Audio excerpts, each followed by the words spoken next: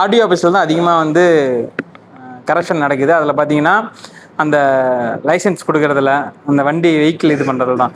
Licence பார்த்தீங்கன்னா அங்கே இருக்கிற புரோக்கருங்களே கான்ட்ராக்ட் எடுத்து அவங்களே சண்டை போட்டுக்கிறாங்க. நான் வந்து நேர்மையாக போய் லைசன்ஸ் வாங்க 2 வீலருக்கு போனேன்.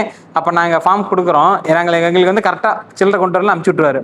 கரெக்டாக லைனில் அந்த ஃபார்ம் வந்து கரெக்டாக இல்லைன்னா எங்களை அனுப்பிச்சி விட்ருவாரு. ஆனால் எங்களை சுற்றியும் புரோக்கர் நின்றுக்கிறாங்க.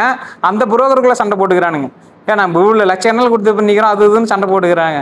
அதனால் இளைஞர்கள் நீங்கள் லைசன்ஸ் எடுக்குன்னா நேர்மையாக ஃபார்ம் கொண்டு போங்க, நேர்மையாக கொடுங்க, நேர்மையாக கொடுத்து நீங்கள் வண்டி ஓட்டி காட்டி எல்எல்ஆர் போட்டு வண்டி ஓட்டி காட்டி நேர்மையாக வாங்குங்க. இந்த புரோக்கர் கலாச்சாரத்தை ஒழிக்கணும். ஏன்னா 2 ஆட்சியிலே இது மாற்றி ஆடியோ ஆஃபீஸில் நடந்துட்டு தான் இருக்குது, இன்னமும் நடந்துட்டு தான் இருக்குது, அதெல்லாம் மறுக்க முடியாது. அதை வந்து இப்போ புது ஆட்சியில் வந்ததுக்கப்புறம் அதெல்லாம் பார்த்து லைசன்ஸ் வாங்கினா நேர்மையாக போய் வாங்கணும்.